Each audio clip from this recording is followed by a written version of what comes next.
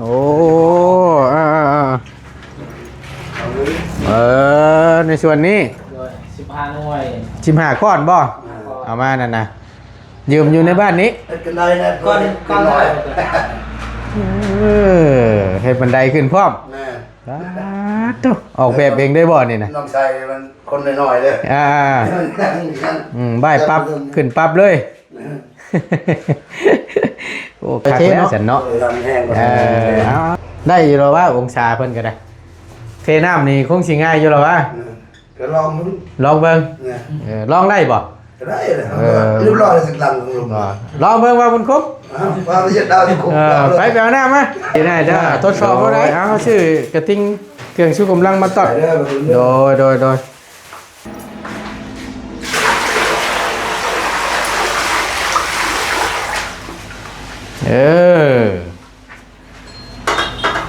เห็นบ่ชูตรงนั้นเห็นบ่มันเป็นชูตรงนี้เพิ่นนี่เห็นชูตรงนั้นเห็นกันชูตรงนี้เพิ่นนี่เพื่อมันไล่ไวเด้ตรงนี้เด้แม่นบ่แม่นบ่นี่บ่เอาถามเฮาก็บ่จักคือกันเลยนั่นเพียงแล้วตรงนั้นอย่าเกิดบ่เพียงตรงนั้นนั่นให้มันชูตรงนั้นนึงเอาบ่บุญคงมีแต่ว่าไปให้เพิ่นเด้อไปให้เพิ่นส่วนตัวนี้ของน้องไส้ค่อยฮู้แล้วทั้งอีหล่าเพิ่นก็พอฮู้อยู่ดอกเพราะว่าเพิ่นล้มกันชนเป็นการชนโตพี่น้องเอ้ยนี่ก็เป็นตั้งเอื้อยใหญ่ใจดีเนาะ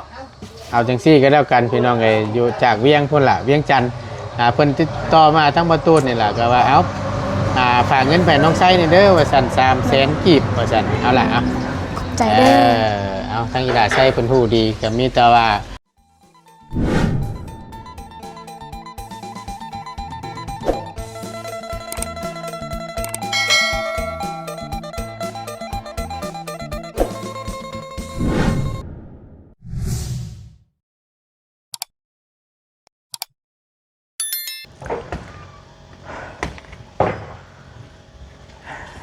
น้องพี่น้องเลยก่อนอื่นทั้งประตูนกับกราบสบายดีและสวัสดีเด้อพี่น้องสบายดีปัจจุกูสู่คนบวชิวในและกระต่างประเทศก็ยินดีต้อนรับเข้าสู่ช่องประธานป้องชาแนลคือเก่าเด้อพี่น้องเด้อเพิ่มเติมมาเมื่อนี้เนาะเอาพอดีทั้งประตูนสิเข้ามาอัปเดตงานคือเก่าพี่น้องเลยเบิ่งว่าทางสร้างแด่เพิ่นโบกสาบแล้วเดบหรือว่าจังใดเนาะก็ติดตามเบิ่งการเบิ่งงานเท่านี้แหละกับบริปะบริถิ่มพี่น้องเลยหลายผู้หลายคนเพิ่นก็โอ้ยบ่ตูนเลยว่าซั่นไปมองอื่นแน่ว่าซั่นคือจังซี่แหละน่ะพี่น้องเลยก็เห็นทั้งเบาบุญโค้งว่าเมื่อกี้นี่ก็คือจังว่าอย่างขาดชักอย่างนี่แหละเดี๋ยวทั้งประตูนสิเข้าไปเบิ่งก่อนเอาบ่ว่ากันเนาะพี่น้องเนาะทั้งประตูนก็ตามการตามงานสิป้าถิ่มมันกับโมเมนต์แล้วพี่น้องเพราะว่าเฮาก็ได้เป็นสะพานบุญให้กับผู้ใหญ่เพิ่นเฮาก็ได้รับหน้าที่มอบหมายแล้วเฮาก็จะเฮ็ดให้มันเต็มที่นั่นแหละพี่น้องเนาะบ่ว่าแต่อยู่ไสเฮ็ดใดก็คือกันพี่น้องเอ้ยถ้าว่างานได้เฮ็ดต่อเนื่องสิก็อยากให้มันแล้วมันทั่วเพิ่นก็สิได้ไปทางอื่นพี่น้องเนาะก็เห็นใจอยู่ทางประตูอาเรียเพิ่นก็ทางพุ่นก็เพิ่นก็ท่าพี่น้องเพิ่นก็ว่าเอ้าเฮ็ดให้แล้วไวๆเนี่ยบ่ตัวเด้ว่าซั่นทางประตูอริยะก็ยังท่าอยู่ว่าซั่นเนาะก็สิแหละคือเห็นได้พี่น้องเพิ่นอันนี้ขึ้นอยู่กับเพิ่นทางบ่ตูนก็จัดแจงมาไว้ให้เบิดเลยเครื่องของก็ได้มีแต่ว่าท่าตะบานเบิดเท่านั้นมาฮอดเข้าปึ๊บแล้วก็แม่นจบแหละในชุดนี้พี่น้องเอ้ยเรื่องหลังคานี่ก็ถ้าว่ามีงบมาหรือว่าจังใดก็จังค่อยว่ากันนะเพราะว่าตัวนั้นยังบ่ทันได้ตกลงว่าสิจ้างเพิ่นเพราะว่างบมันบ่มีพี่น้องเนาะเว้าจังซี่ซะพี่น้องเอ้ยถ้าว่ามันมีแล้วก็จังค่อยว่ากันพี่น้องเพิ่นก็ว่าแพงอยู่ว่าซั่น3 ล้านเนาะเดี๋ยวต้องบ่ตูนแต่ว่ามีงบมาเดี๋ยวสิลองต่อเติมเบิ่งอีกหรือว่าต่อราคาเพิ่นให้ลดลงแน่นะพี่น้องแก้ในหลังคาพี่น้องเพิ่นก็ให้เอาแผ่นอีหยังที่พี่น้องเพิ่นคอมเมนต์มาบอกมัน สิว่าจังไดพี่น้องมันบ่ได้หัวตามตะปูที่เฮาตอกอะนะมันหัวตรงที่ว่าแผ่นกบร่องมันผัดยายอยู่บานนี้มันลดลายก็สิว่านี่เดี๋ยวเบิ่งน้ำกันอีกเทื่อนึงเนาะให้มันได้ชุดนี้ไปก่อนเอาไปเป็นที่ละชุดที่ละจังหวะก่อนพี่น้องเดี๋ยวค่อยว่ากันเรื่องหลังคาเกินใหญ่เนาะบ่ว่ากันพี่น้องไปเดี๋ยวเข้าไปเบิ่งน้ำกันเนาะเดี๋ยวทางประตูเอาหมักชมพูกับอัน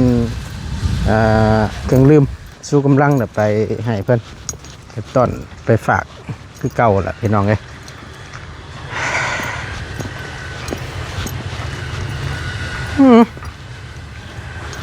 มาวันนี้เขาจึงว่าติดพวี่อยู่แทบบานนี่ เป็นอะไรบ่สบายเอาสบายดีหากมาถึงหมอได้ตลาดมันเดิมตัดยาเรียบร้อยเป็นไข่ซ้ำแล้วก็หากเป็นนี่บ่เป็นแต่เมื่อวานนี่เป็นไข่กินน้ำข้าวบ่น่ะฮะห่วยมันบ่พิษบ่มันจะกินน้ำมะพร้าวใช่พอแล้วนี่หมักชมพู่นี่กินสิกินได้อยู่บ่เฉยเนาะเอาฉันเอาชมพู่มาต้อนฉันกินได้ก็กินเด้อกินบ่ได้แล้วก็บ่ต้องกินแล้วกันยามันพิษไข่ก็ได้คือคลิปตัวนั้นคือบ่ได้ยินเสียงว่าตัวฮะโอ้ยตัวไม่ค่อยว่าบุญคงเลยจ้าค่อยสิว่าจังไดมีปัญหาแล้วพี่น้องเพิ่นก็ยังคอมเมนต์เขาอยู่ว่าค่อยเบิ่งบ่ได้ยินยังโอ้ยเฮ็ดจังได๋บัดนี้ว่าค่อยได้บ่ก็เบิ่งคลิปยอมรับอยู่พี่น้องเอ้ยจักมันเป็นจังได๋ก็ว่าเสียบแน่นอยู่ไม่มีปัญหาเลยทั้งบ่ต้นก็ได้หากก็ใช้ได้ 2-3 เดือนนี่สิบ่ลังอีกแล้วบ่ว่าเห็นโทรหาข่อยคือจังว่าแนวใดมันเป็นแนวใดมีหยังนี่ว่าดินบอกบ่พอเพิ่นว่าบล็อกบ่พอแล้วก็เฮายืมบอกไทบ้านนี้ก่อนว่าบอกขอยืมตอนนั้นเด้บ่ต้องจะตั้งนั่นเลยมองได้อันตัวที่ว่าชักโครกกันบ่โอ้ในส่วนนี้15หน่วย15ก้อนบ่เอามานั่นน่ะยืมอยู่ในบ้านนี้กันได้นะก้อนเท่าไหร่ให้บันไดขึ้นพร้อมออกแบบเองได้บ่นี่นะน้องชายมันคนน้อยๆเลยบ่ายปั๊บขึ้นปั๊บเลย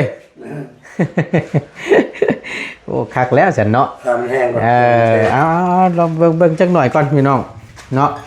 อันว่ามีแต่เฮ็ดตัวนี้แล้วจังหากระก้อนี่เนาะมาแล้วก็กินดินเขาเนี่ยเนาะเอากินดินเขามันจังนี้ให้มันใกล้ๆนั่นแหละจังคอยเทเนาะได้อยู่แล้วว่าองศาเพิ่นก็ได้เทน้ำนี่คงสิง่ายอยู่แล้วว่าก็ลองเบิ่งลองได้บ่ได้เลยเรียบร้อยสิลังลองเบิ่งว่ามันครบว่าจะดาวที่ครบไปแปลน้ำมาทดสอบเอาได้เนาะใส่ทานโลดนะครับแนวมันปลูกมันสิลงหรือบ่ท่าโลดเนาะลองเบิ่งเอาสบายดีแน่เด้อโดยเอาชื่อกระทิงเครื่องชูกำลังมาตัดโดยกินข้าวแล้วเรียบร้อยแล้วเนาะได้ยังกินหนังเค็มนะโหสุดแล้วหนังเค็ม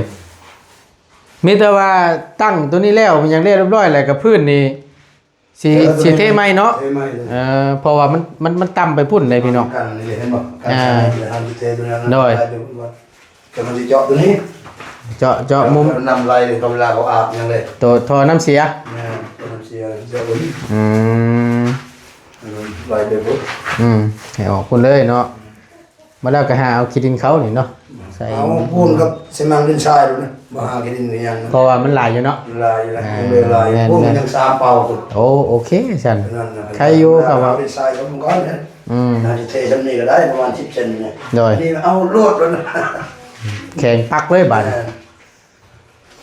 โอ้ไปหาคู่บ่เห็นแล้วฮะหาคู่กับพ่อวันนี้คู่อยู่ไหนพี่นี่คู่เลยรอบหน้านอนเหรอเพราะว่าตั้งตัวนี้องศาเพิ่นนี่ทั้งหน้าสิสูงแน่นึงทั้งหลังสิต่ำเนาะเงี้ยๆนิดนึงนะฟังบ่เนาะก็ดีบ่แม่น แม่นบ่ตามที่ทั้งเฮาเห็นพ่อเฒ่าเพิ่นตั้งได้ทั้งนั้น ทำเนี่ยคนว่า ตามบ่ เนี่ย แม่นบ่ คนนึง ทั้งบ่ซะ มันไล่สิลูก เดี๋ยวโอ้บ่ผิดซะเนาะ ใช้ปลอดน้ำมาบ้างมาวัดเบิ่งด้วยฮะ เอามาตั้งด้วยฮะปลอดน้ำนะ เอานั่น น้ำเพียงน้ำเพียงหรือว่าด้วยฮะต้องวัดเบิ่งได้พี่น้องฟังได้สูงเบิ่งได้ต่ำนี่ เอาเบิ่งคือว่าเบิ่งนั้นได้สูง แม่นบ่มาเบิ่งเอากระคักใดบ่แม่นว่าเทน้ำบ่ลงนี่ก็บ่ผ่านได้เฮ้ย น่าหากะก้อนี่บอกบ่พอในส่วนนี้เนาะทางทรงชัยเพิ่นลืมเด้เบิ่งนี่บ่ตูนตอนเพิ่นสร้างมาก่อตัวนี้เอาอัน10ก้อนเด้อว่าซั่นบัดลืมไล่เพื่อตัวนี้นำนี้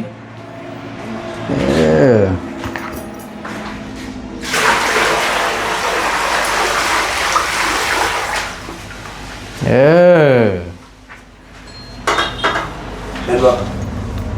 ชูตรงนั้นนี่เห็นบ่มันเป็นชูตรงนี้เพิ่นนี่เห็นชูตรงนั้นน่ะเห็นกันชูตรงนี้เพิ่นนี่เพื่อมันไล่ไวเด้ตัวนี้เด้ แม่นบ่ แม่นบ่นี่บ่ เอาถามเฮาก็บ่จักคือกันแลเด้ นั่นเพียงแล้วนั่นอย่าคิดบ่เพียงนั้นนั่นให้มันชูกันนั้นนึงอันก็ให้ได้สระเสียกี่นะบ่แฮงอันเจียน ช่วงนั้นเลยเทบาบลงแล้วเนาะโอเค อันละก็ให้ได้เป็นดาวกระแสนี่เด็ดกว่า พูดแล้วจังชดชอบพูดแล้วบัดนั่งพูดแล้ว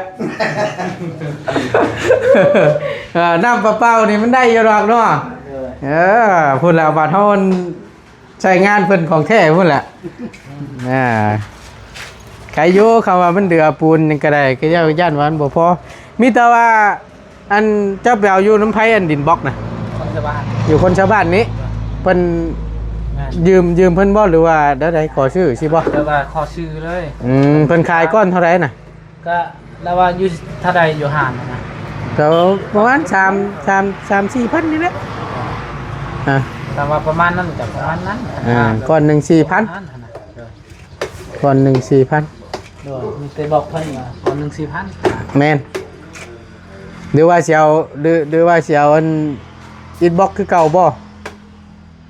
เราเอาเงินเหรอ เอาเป็นเงินเอาบ่ ขายเลยนะว่าถ้าใดอยู่ห่างนะ อ๋อโอเค อยู่ห่างนะ โอเคมีแต่ว่าจ่ายเอาเป็นเงินเท่านั้นแหละเนาะเพราะว่าดินบล็อกมันบ่พอพี่น้องบล็อกมันบ่พอกำลังเข้าอันนั้นบ่เข้าอันบานประตูบ่ โดยนั่งสิบานประตูติดบานก่อนทามันแห้งกว่านั้น แม่นติดบานถ่าเรียบร้อยแล้วกินมาแล้วบ่บุญกงมีแต่ว่าเอากบตัวนี้แล้วถ่าเนาะตัวนี้ใส่บ่ลนหรอก2ใบนึง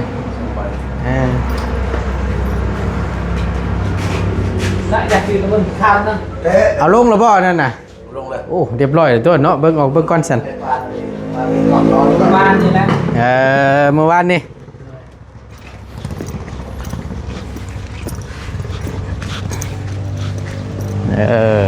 เรียบร้อยกันกองเราได้นี่เนาะอึ๊บตัวได้สีใส่ทานตัวได้สีจนกองตอนกองน้ำ เอาตัวได้ ตอนนี้ ตัวทานตัวนี้เนาะใส่ทานตัวนี้บ่ได้ใส่ทานตัวนี้ จักเป้า ฮะ จักเป้าทาน โอ้สีเป่าแล้วรักละอาซื้ออุ้ยแล้ว ว่าง่ายๆกับชีหาเป่านี่ก็สิได้ละท่อนหนึ่งเนาะพอดีกับมันก็อิงตามได้อ้ายเอ้ยแต่ว่าเป่าน้อยนี่ก็หน่วย บ่พอได้ เป่าน้อยแล้วก็ขาย1,000 40,000เป่าถ้าว่าเป่าชอบมันสิบังเฮาชอบปูเนาะนี่หาเป่าหาชอบนี่พอได้อยู่ในเฮือนยิงใส่ประมาณนั่นแหละของเฮาก็ได้อันนี้ ใส่ตัวนี้ แม่น ปิดน้ำ บ่ได้มีแผ่นตัวนั่นบ่ตัวห้องบ่ ห้องพื้นบ่ บ่แบบว่าเฮาใส่ผัดคือว่าแล้วเนาะสูตรเพิ่นเฮ็ดอีกแบบปัจจุบันเฮาผัดเห็นบ่เฒ่าเฮ็ดน่ะมีแผ่นตัวเป็นหูหรือวางเทิงไว้ได้แบบอายขึ้นมาแล้วแม่นตัวนี้ชุ่มชับไปเลย มีเลยตัวนี้ อันนี้เป็นเทลงไปพุ่นหน้าเนี่ยเนาะได้คือกันแบบนี้กะได้อยู่จำสิใช้งานบ้านนี่เพื่อเพิ่นสินะเพื่อเพิ่นสิเต็มเพราะว่ามันเป็นดูดซึมระบบดูดซึมเนาะ ตัดทอตัวนี้ตั้งคันนี้ใส่ตัวนี้เลย พอดีเนาะ ทอตัวนี้ติ๊กเซอร์กับพื้นกระเทิน แมน เอาตัวนี้สำเนียงกับพ่อเลย แมน เส้นหนึงวันหนึงเดื เว อน ลาสาวเส้น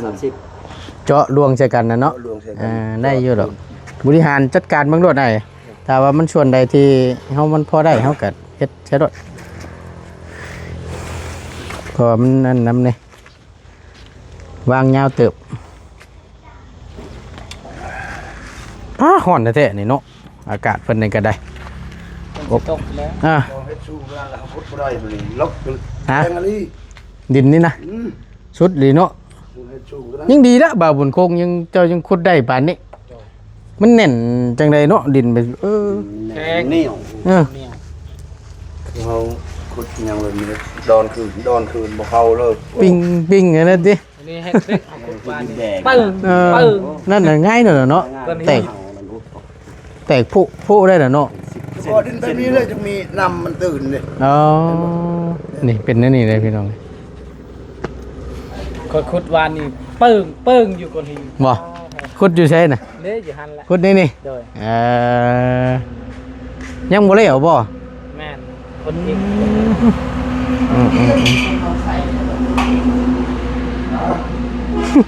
โอ้ยเนาะ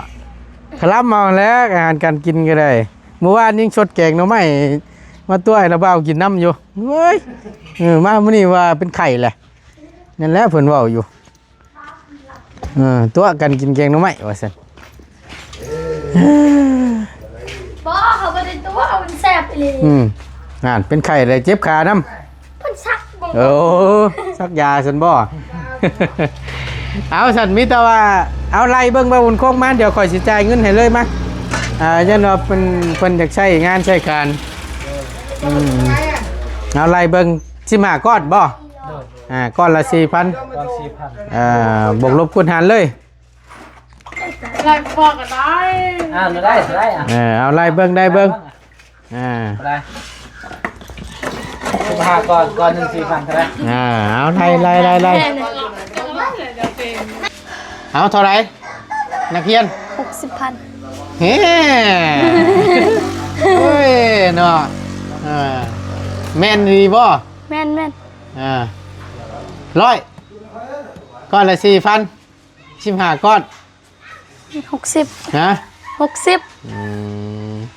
อย่าตัวใดกับมันขาดทุนเฮานี่มันเสียเปรียบใด บ่ดอก 60,000เนาะเอาในส่วนนี้เด้อบ่าวบุญคงเด้ออันนี้พี่น้องไงก็คือทางบ่าวบุญคงโทรหาบ่าวตูนแหละแต่ทั้งบ่าวตูนบ่ได้รับบ่ได้รับสายแล้วบัดนี้ล่ะ เวต้า มีอันอยู่ในบ้านนี่แหละเพิ่นยืมก้อนว่าซั่นมีแต่ทั้งบ่าวตูนนี่สิจ่ายเงินให้เนาะเอาบ่าวบุญคงมีแต่ว่าไปให้เพิ่นเด้อไปให้เพิ่นส่วนตัวนี้ ของน้องไซค่อยฮู้แล้ว ทั้งอีหล่าเพิ่นก็พอฮู้อยู่ดอกเพราะว่าเพิ่นล้มกันชนเป็นการชนโตพี่น้องเอ้ยนี่ก็เป็นตั้งเอื้อยใหญ่ใจดีเนาะเอาจังซี่ก็แล้วกันพี่น้องเอ้ยอยู่จากเวียงพุ่นล่ะเวียงจันทน์เพิ่นติดต่อมาทั้งประตูนี่ล่ะก็ว่าเอาฝากเงินไปน้องไซนี่เด้อว่าซั่น300,000กีบว่าซั่นเอาล่ะเอา ใจเด้อ เอาทั้งอีหล่าไซเพิ่นฮู้ดีก็มีแต่ว่าเอ้ยใหญ่จะดีอยู่เวียงจันทน์ฝากเงินมาให้ เป็นมาขอออกเสียงบ่ แมนเพิ่นว่ามวยออกชื่อเสียงดังน้ำว่าซั่นทั้งบ่ตุนเพิ่นก็ให้โยพี่น้อง200,000ก็ขอบใจหลายๆเนาะเอาก็มีแต่ว่าขอบคุณขอบใจทั้งเอื้อยเพิ่นนั่นล่ะ โดยขอบคุณขอบคุณเด้อเอ้ยตาขอให้อยู่โมเมนต์บอกผิดแล้ว โดย ขอบคุณขอบคุณเด้อทางเอ้ยใหญ่ใจะดีขอให้อยู่ดีไม่แห้งความเจ็บอย่าได้ความใครอย่ามีขอให้ลำรวยๆสุขภาพร่างกายแข็งแรงไม่จะให้ธุรกิจการงานใดๆก็ขอให้ประสบความสำเร็จในหน้าที่การงานและการเงินเด้อ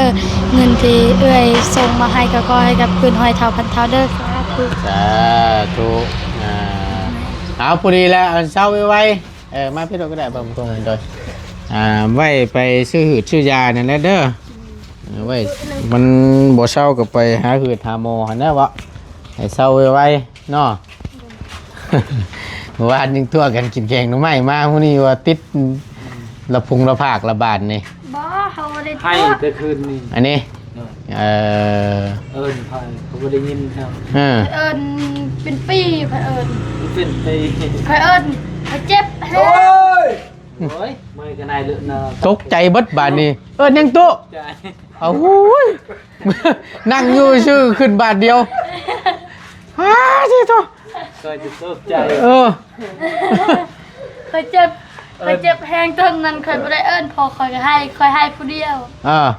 คอยบ่ เอิ้น กล้าเอิ้น เอิ้นอยู่ไสน่ะ เอิ้นอยู่เฮือนนี่แหละเพิ่นนอนคอยเอิ้นเอิ้นแม่เอิ้นพ่อเอิ้นแม่เอิ้นพ่อ พ่อแม่บ่ได้ยินบ่ ตลอดมีแต่แม่ได้ยินแม่พ่อ พ่อบ่ได้ยินซ้ำ โดย เอ้าโอ้ยเนาะ ไปตกใจบ่ทั้งประตูตกใจประตูเพิ่นเอิ้นเมื่อกี้นี่แล้วเอิ้นเสี่ยวเวียดเล่าฉลอกว่าผู้จักสิแม่นหยังแล้วเอิ้นชื่อหยังอ่ะน่ะ บ่ฮู้ แต่ นะ ถ้าเราพันยักษ์ซื้อแล้วเพิ่นจึงขายเครื่องขายของแน่ผู้พี่น้องแคมทางพอ โอ้ย มาบาทเดียวเลยเราก็ได้แบบบ่ทันได้ตั้งโตวครับนั่งอยู่เก้าอี้แหละ โถ่ยเคยตกใจ เอาพี่น้องเอ้ยก็ถือว่าได้ตามนั้นเด้อพ่อบุญคงฝากเจ้าไปให้เพิ่นเด้อเฮ็ดให้มันแล้วเรียบร้อยแล้วก็จังว่ากันเนาะว่ามันดีแล้วแก้ไขปัญหาเฉพาะหน้าเอาตัวใดได้เอาไปก่อนเดี๋ยวมาแล้วจังค่อยว่ากันถ้าว่ามาถ่าเฮาอย่ามันเสียเวลามันบ่หลายกว่ามันนี่นะก็แม่นเบิดแล้วบาดนี้เนาะเลือกพวกดินบล็อกเนาะคือสิบ่ได้ใช้เนาะ นี่ถ้าบ้านใหญ่แล้ว โอเคซะบ้านใหญ่ก็ยังบ่ฮู้ว่าเพิ่นสิเฮ็ดมาให้เมื่อใดแต่ว่าสั่งแล้วบ้านใหญ่นั่นก็ได้ ได้มาก็โทรหาก่อนสิจบก่อน โอเคมี มื้อนี้จะว่าสำเร็จแล้วนี่แหละ มื้อนี้สำเร็จเสร็จสิ้นเนาะใครอยู่ดอกซะมีแต่ว่ามื้อแรงทางเฮาสิได้เดินทางลงก่อนพอดีเมื่อขึ้นเมื่อเวียกนี่แหละพี่น้องเดียวขึ้นมาใหม่ คือไหวแท้นะบ่าว เมื่อเวียกมื้อนึงที่6เดี๋ยวสิขึ้นมาใหม่ มาบุญเพิ่นลง เงิ เนาะ นเลยสิเบิกเงินเลยได้บ่ นะ เบิกเงิน เบิกเงินถ้าแฮงบ่เอาจักครึ่งหนึงบ่ ยัง เอาเบิดปัดดุ้งเฮิมยังบ่ทันได้ขึ้นมาคำนึง เอาเงินเอาว่า เอาครึ่งหนึงก่อนเนาะเอาพอดีแล้วให้เจ้าเข้าถ่าซะก่อนเดี๋ยวเฮาสิไปกดมาให้เงินก็ได้ยังบ่ทันได้กดออกมาอยู่ อยากได้เบิดก็มีแต่ว่ารอเท่านั้นแหละเด้อเดือนแนวใด ตามใจเลยได้ หรือว่าถ้าเอาบัตรเดียวด้วยบ่หรือเอาบัตรเดียวด้วยเนาะจะได้แบ่งกันด้วยเนาะโอเค เวียดเกินได้กว่ามัน มี ประตูหาเพชรอยู่พุ่นบ่ได้มาเลยเฮาก็ยังให้เรียกทีมงานอยู่บอกกันเลย ได้บ่เป็นหยัง พยายามนักเลย มีแต่ว่าอันคำว่ารอถ้าบาทมันดนกับคำว่าแบ่งเวลาไปได้กับเฮ็ดของง่ายถ่าก่อนก็ได้เด้อย่านว่ามันเสียเวลาเจ้าหั่นน่ะเพราะว่าบานประตูนี่ก็เฮาก็บ่ฮู้ว่าเพิ่นเสร็จแล้วเมื่อใด เราก็เริ่มมาได้แล้วก็บ้านประตูมาแล้วเขาบอกเลย แม่น เราก็เล่นบ่ฮัดสมองใส่สองบาน แม่นบ่ล้นดอกบ่ล้น แต่ว่าเทพื้นเทพวกมันสำเร็จไม่ได้เลย เทเก็บตัวนั้นแล้วแล้วมันเทพื้นพร้อมบ่มื้อนี่ใครอยู่ ตัดตัวนั้นพอเลย น้องบอก แม่นจัดการปิดท่อปิดหยังเอาดินลงแล้วมันจบ จบถ้าทาน หาชื่อทานเจ้าบันอยู่ไสขาย น อยู่บ้านดงพุ่นละ บ่ยากดอกซะ เอาโอเคเด้อตามนั้นเด้อว่าบุญคงเด้อไปอยู่ดีมีแฮงเด้อโดยขอบใจหลายๆเนาะเอาเดี๋ยวให้ทั้งไอ้เด้เพิ่นเข้าบ้านก่อนให้มันแล้วในสุดนี่พี่น้องเนาะทางบ่ตุนก็สิได้ขอลำลาและขอจบคลิปลงไว้เพียงสำนี้ก่อนเนาะพี่น้องโอ้โดมื้อนี้ก็เป็นอีกมื้อหนึงฮ้อนแท้ฮ้อนว่าเนาะเพิ่นก็ก่อนสิจบคลิปท้ายๆคลิปนี้ทั้งบ่ตุนก็ขาดบ่ได้เนาะก็คือขอบคุณขอบใจทางเอื้อยใหญ่ใจดีก็แล้วกันเนาะเพิ่นก็เป็นคนลาวนี่แหละก็อยู่เวียงจันทน์ว่าซั่นทางบ่ตูนถามเบิ่งได้ล่ะก็ให้ทางบ่ตูนเป็นสะพานบุญให้ก็ขอบใจขอบคุณในหลายๆเนาะที่ให้เป็นสะพานบุญให้ในครั้งนี้ก็ขออยู่ดีมีแห้งเด้อความเจ็บอย่าสูได้ความไข่อย่าสูมีปรารถนาสิ่งใดขอให้สมคำมุ่งมั่นลังปรารถนาบ่ว่าเฮ็ดธุรกิจการงานใดๆก็ขอให้ประสบผลสำเร็จในหน้าที่การงานนั้นๆตลอดปีและตลอดไปเนาะเอื้อยให้มาสำใดขอให้กลับคืนพาสู่ทางครอบครัวของเอื้อย100 เท่าพันเท่าเด้อขอให้อายุมั่นขวัญยืนสาธุเอาสิ่งที่ขาดบ่ได้ก็คือพ่อแม่พี่น้อง FC ที่ติดตามนะครับชมคลิปจนจบโดยบ่ข้ามโฆษณาเนาะขอบคุณหลายๆสำหรับคลิปนี้ไปก่อนพี่น้องสำบายดีเด้อพี่น้องเด้ออยู่ดีมีแรงบัดทุกคนพี่น้องเอ้ยไป